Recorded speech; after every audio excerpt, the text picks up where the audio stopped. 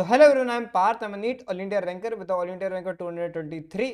आज की वीडियो में हम cell cycle and cell division का अगले 15 से 20 मिनट में एकदम बढ़िया सा फुल रिवीजन करने वाले हैं, जिसमें एनसीईआरटी के एक पॉइंट में आपका कवर कराऊंगा। मैं अपने बायोहैक के नोट्स के थ्रू इन सेशंस को लेता हूँ। तो if you want you can access these notes through my website www.parthgoel.in और टेलीग्राम जो मेरा है पार्थ गोयल ऑफिशियल, या फिर मेरे ऐप पार्थ गोयल से आप डाउनलोड कर सकते हो ये सारी पीडीएफ फॉर फ्री। अगर इसके आप हार्ड कॉपी में लेना चाहते हो, आप फिजिकल बुक चाहते हो, तो भी आप इन्हीं सभी जगह से ऑर्डर भी कर सकते हो। मेरी वेबसाइट से ऑर्डर कर सकते हो, अमेजोन फ्लिपकार्ट से ऑर्डर कर सकते हो। तो स्टार्ट करते हैं यार आज का सेशन मजेदार सा सेल साइकिल के ऊपर। Let's go. पहला, the human cell divide once in approximately कितने घंटे? 24 घंटे। Dash can progress through the cell cycle in only dash minutes. तो जो यीस्ट होता है वो प्रोग्रेस कर सकता है केवल 90 मिनट्स में। Cell cycle is divided into 2 phases. उनका नाम क्या है? इंटरफेस और M phase. The interphase last more than dash % of the duration of cell cycle. More than 95% NEET में आ चुका है। मतलब कि जैसे हमारा नीट होता है ना कि हम लोग 2 साल प्रिपरेशन करते हैं, किसके लिए? केवल उन 3 घंटों के लिए। तो इसी तरीके से इंटरफेस वो 2 साल की प्रिपरेशन है, किसके लिए? वो 5% मेम फेज के लिए, जहां पर एक्चुअल डिवीजन हो रहा होता है। M phase is divided into किन 2 चीजों में डिवाइडेड होता है? Karyokinesis and cytokinesis. Interphase is divided into 3 phases. नाम क्या है? G1 phase, S phase and G2 phase. DNA synthesis take place in कौन से फेज में? कौन सा रहेगा? S फेज में।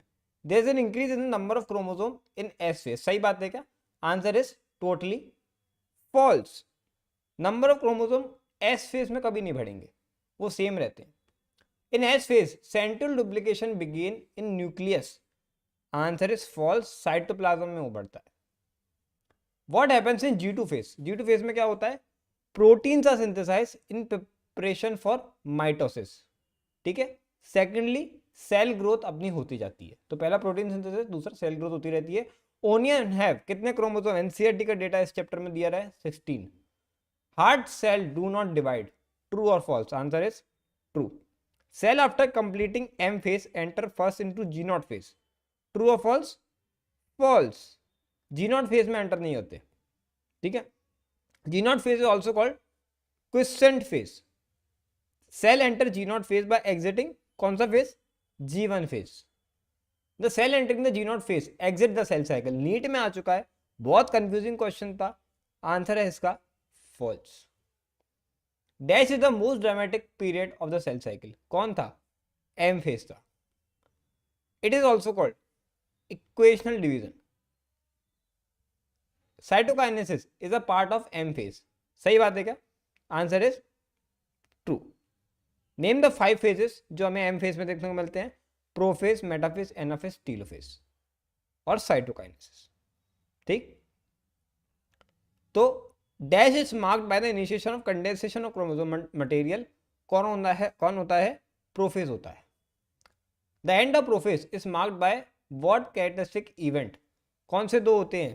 पहला होता है क्रोमोसोमल मटेरियल कंडेंस होता है to form compact mitotic chromosomes, and second is formation of mitotic spindles. पहला, chromosomal material condense to form compact mitotic chromosomes, chromosome बन जाएंगे। दूसरा, माइटोटिक स्पिंडल्स बन जाएंगे। Each centromere radiates out microtubules called, क्या बोलते हैं उन्हें? एस्टर्स बोलते हैं। Two aster together with spindle fibre form क्या करता है? Mitotic apparatus. Cell at the end of prophase don't show क्या 4 चीजें? क्या 4 चीजें बताइए? Golgi complex, endoplasmic reticulum, nucleolus and nuclear envelope. What marks the start of the second phase of mitosis? Complete disintegration of किस चीज का? Nuclear envelope का। Chromosomes are clearly observe in which state? कौन सी स्टेट में देखने को मिलेंगे? मेटाफेज में। याद रखें, नीट में आ चुका है। What is most easily studied in metaphase? क्या इजीली स्टडी कर सकते हैं? Morphology of chromosome. Dash serve as the site of attachment of spindle fibre. कौन? काइनेटोकोर दोस्त। Disc shaped structure at the surface of centromere are kinetochore. The plane of alignment of chromosome at metaphase is called, क्या बोलते हैं, metaphase plate. Key features of metaphase क्या है? Spindle fibre attach to kinetochore. Spindle fibre जो है वो हमारे attach हो जाते हैं काइनेटोकोर में, जो तो आप देख पा रहे होगे. दूसरा हमारा क्या है? दूसरा है कि chromosome align along the metaphasic plate. Chromosome जो है वो मेटाफेसिक प्लेट के अलोंग अलाइन कर जाते हैं. ये तो हमें दिख रहा है कि किस तरीके से ये मेटाफिजिक प्लेट के अलोंग अलाइन कर रहे हैं, एक प्लेट के अलोंग अलाइन कर रहे हैं. Migration to the opposite pole start in कौन सा फेज? एनाफेज. की इवेंट्स क्या होते हैं एनाफेज के? Centromere split and chromatid separate. Chromatid move to opposite poles.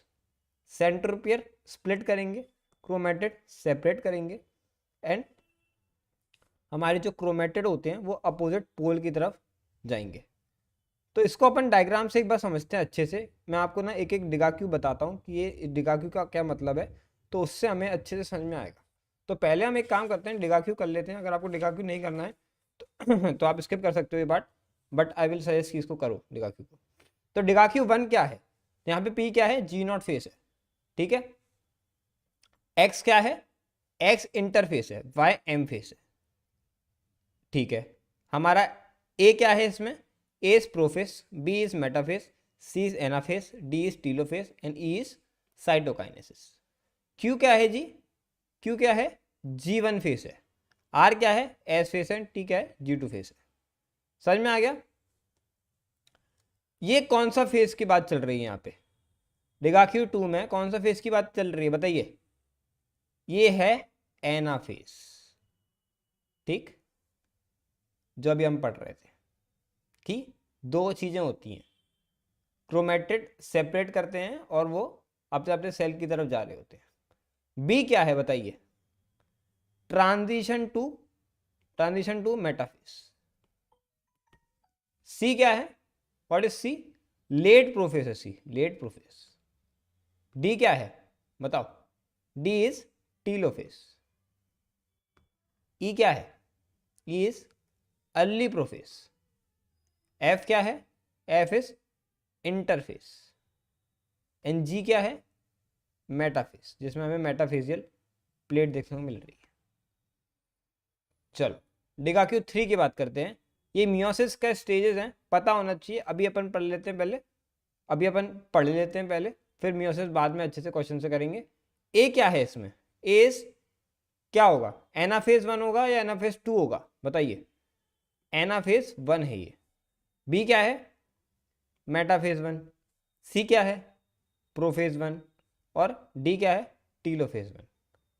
Okay, तो इसमें क्या है भैया फिर? तो सिंपल, यहाँ पे क्या आएगा? मेटाफेज 2 आएगा ये. B is are telophase 2, C is prophase 2 and D is anaphase 2. ठीक, यहाँ पे तुम्हें दिख रहा होगा कि जैसे मियोसिस जो होती है, जब हम सेकेंड बार मियोसिस कर रहे होते हैं, मियोसिस 2 में हम स्टेज में आते हैं जब, तो एक एक ही क्रोमेटिड बचता है जो कि अलग हो जाएगा बाद में. केवल तुम समझ पा रहे हो कि पहले प्रोफेज होता है तो ये एक क्रोमोसोम है जो कि 2 में स्प्लिट हो जाएगा. फाइनली जाके जब टीलोफेज आएगी तो ये 2 में स्प्लिट हो जाएगा. इसका एक एक पार्टी बचेगा, केवल अलग अलग क्रोमोसोम के एक एक डंडियाँ बचती हैं जिनको एक एक क्रोमेटिड बोला जाता है. समझ में आ रही है बात? इसलिए ये हैप्लॉइड बन जाती है, जबकि ये चीज़ यहाँ पे भी नहीं है. यहाँ पे है क्या? नहीं है. अच्छा, यहाँ पे है क्या? जब हम मेटाफेज में देख रहे थे, ये चीज़ यहाँ पे भी तुम्हें नहीं देखने को मिलेगी. मेटाफेज में भी ये कि क्रोमेटिड नहीं जाता जैसे इसमें हमें देखने को मिल रहा है कि इसमें ऐसे जा रहा है. ठीक, चलिए ओके. तो हाँ, अब हम कहाँ पर थे? यस,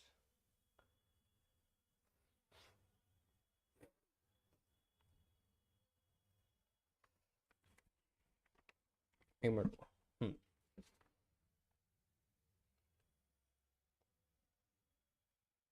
ठीक है, एनाफेस. ठीक है.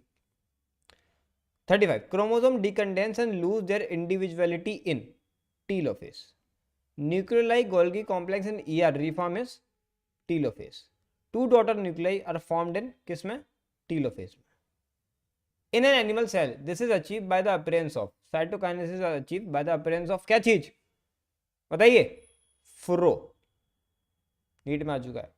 In animal cells cytokinesis occur centripetally या सेंट्रीफ्यूगली, कैसे होगा, सेंट्रीपिटली होगा। सेंट्रीफ्यूगली साइटोकाइनेसिस किस में होता है, प्लांट्स में होता है। Formation of the new cell wall begins with the formation of simple precursor called cell plate, और क्या बोलते हैं इसको, फ्रेगमोप्लास्ट, याद रखें नीट में आ सकता है। In some organism cytokinesis do not occur forming dash, example dash, क्या फॉर्म होगा अगर साइटोकाइनेसिस नहीं होगी, सिंसाइशियम होगा, example liquid endosperm of coconut. A very significant contribution of mitosis is cell repair. Answer true. Prophase is the first meiotic division is typically prophase. चलिए, prophase of the first meiotic division is typically shorter and less complex when compared to prophase of mitosis. ऐसा है क्या?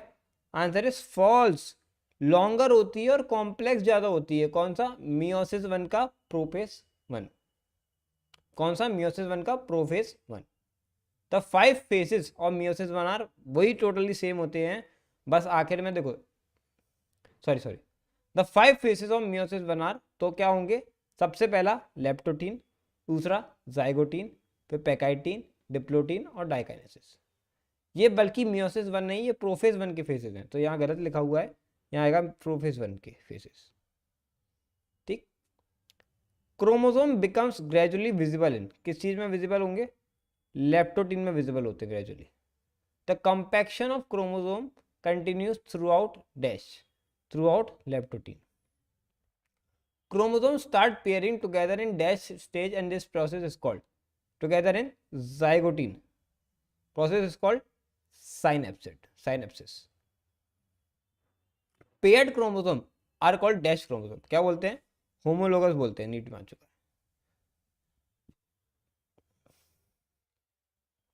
Chromosome synapsis is accompanied by the formation of complex structure called synaptonymal complex. The complex formed by a pair of synapsed homologous chromosome is called a dash or dash, called a bivalent, या हम बोलते हैं tetrad. The first two stages of prophase 1 are relatively long-lived compared to pectine. सही बात है क्या? Answer is false, short-lived होता है. The 4 chromatid of each bivalent clearly appear as tetrad in, किसमें? Pectine में, किसमें, pachytene. Pachytene is characterized by appearance of किस चीज का, appearance of recombinant nodule. What is recombinant nodule, the site at which crossing over occurs between non sister chromatids of homologous chromosomes. जो homologous chromosomes हैं उनकी जो non sister chromatids हैं, मतलब कि दोनों मदर फादर की अलग अलग क्रोमैटिड होती है, उन्हें नॉन सिस्टर बोलते हैं। वो जो है हमारी जब क्रॉसिंग ओवर करती है उस पॉइंट पे हम बोलते हैं रिकॉम्बिनेंट नोड्यूल फॉर्म हुआ है।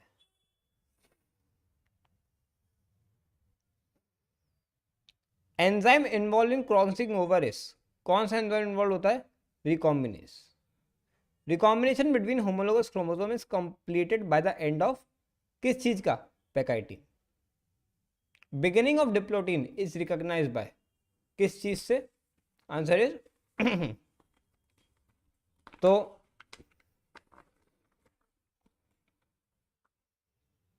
एक बार फिर से करेंगे इसको।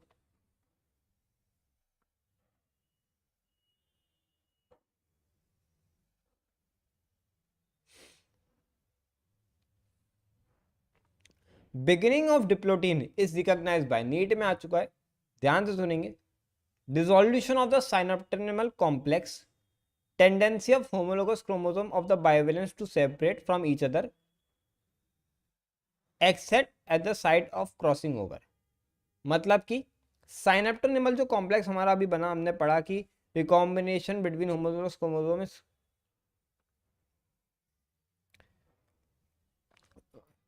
मतलब कि जो साइनेप्टोनिमल कॉम्प्लेक्स हमने अभी पढ़ा जो बना होता है, उसके बनने के बाद उसका डिसोल्यूशन हो जाता है जब, और जब टेंडेंसी ऑफ होमोलोगस क्रोमोसोम की होती है कि वो सेपरेट करे, ठीक है, accept at the site of crossing over, उस टाइम पर हम बोलते हैं क्या, बिगिनिंग ऑफ डिप्लोटीन हो चुका है। Egg shape structure called dash are formed in, called क्या, called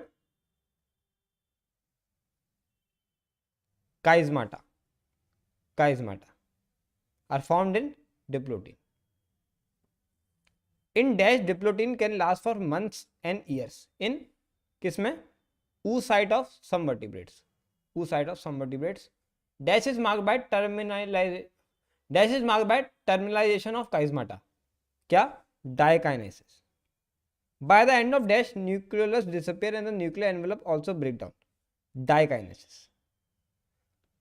Bivalent chromosome align on the equatorial plate in metaphase 1.